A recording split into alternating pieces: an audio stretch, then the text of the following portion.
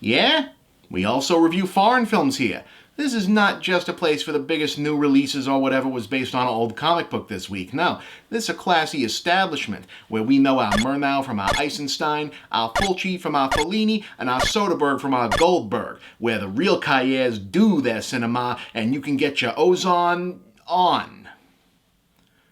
Also, I didn't want to get up early for the Angry Birds 2 junket in the middle of August. I mean, guys, come on, I've only got like a month of beach weather left at best.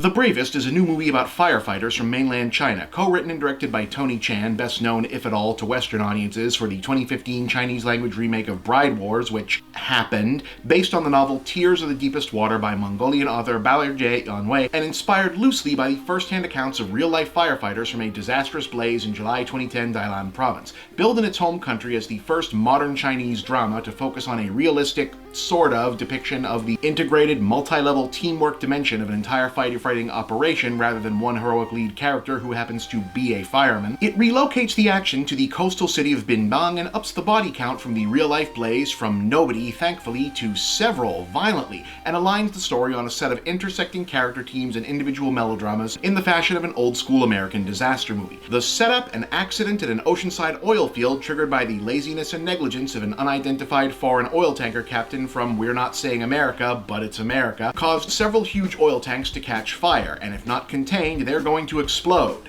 Ooh, that's bad. Also, the heat is causing the burning oil to leak into the other pipelines and into the surrounding towns and sewer systems, which could cause those to explode as well. That's bad. And also, if the biggest tank blows, it's going to blow up the adjacent tanks of oil refining chemicals like benzene and other bad stuff, which will cause a multiple-level Hiroshima-sized blast that will kill millions and blanket most of China in poison gas. Yeah.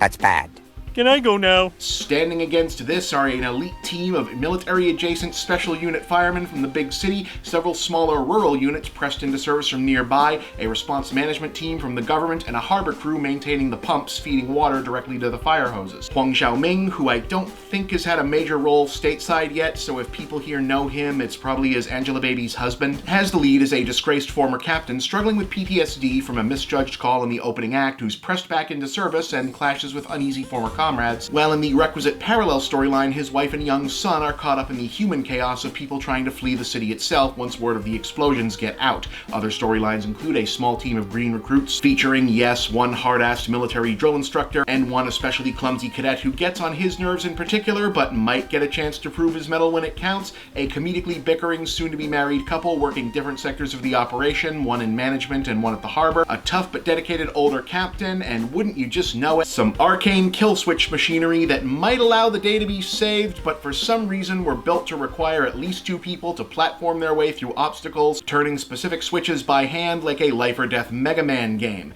People live, people die, rousing speeches are given, heads are bowed, patriotic music rises and falls, lessons are learned about heroism, sacrifice, honor, the greater good, and if there's a visual metaphor for impossible challenges only being surmountable when groups of people stand together as one, you'd best believe they stage it and photograph the shit out of it.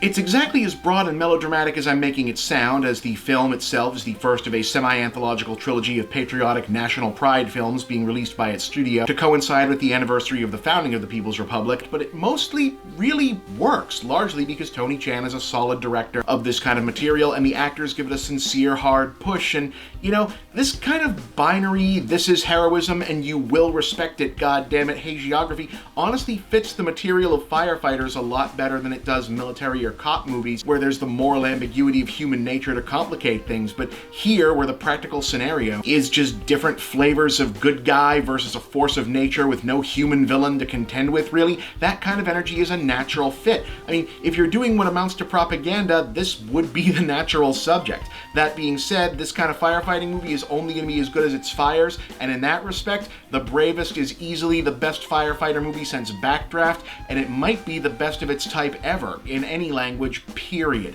The fire sequences are unbelievably spectacular, accomplished with a mix of practical effects and solid CGI for realism, but what makes it great is how ingeniously the film keeps upping the ante, providing new ways to shoot the fire, new obstacles for it to create, and new ways for the heroes to fight back. Chan essentially stages the action like he's directing a big-budget war movie, with the firefighters as soldiers deployed against an enemy army, complete with slow motion, weapon reveals, formation sweeps, disorienting jumps into first person, and haunting use of sound effects and camera angles to occasionally suggest that the fire itself is a living monster with a mind of its own, actively fighting back.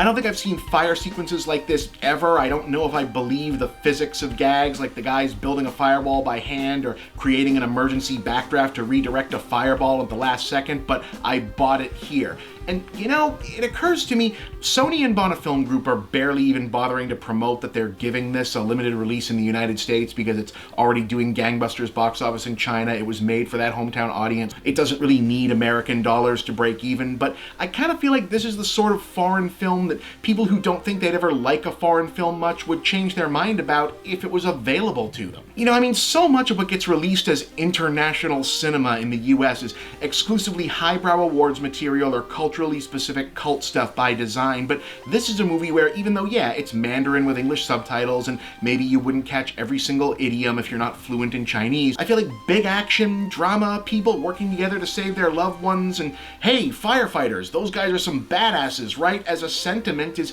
a pretty universal thing. So it kind of sucks that audiences who might dig this and even find their horizons a little bit expanded in that kind of, hey, maybe we're not so different respect, don't get the chance because no one bothers to give them the opportunity to try. So for what it's worth, as a cheesy but sincere and decidedly entertaining action melodrama with some truly badass fire sequences, I give The Bravest a strong 6 out of 10. If it's playing near you, give it a shot. I mean, if nothing else, when's the last time you said, hey, you know what I did today? I saw a Chinese firefighter movie.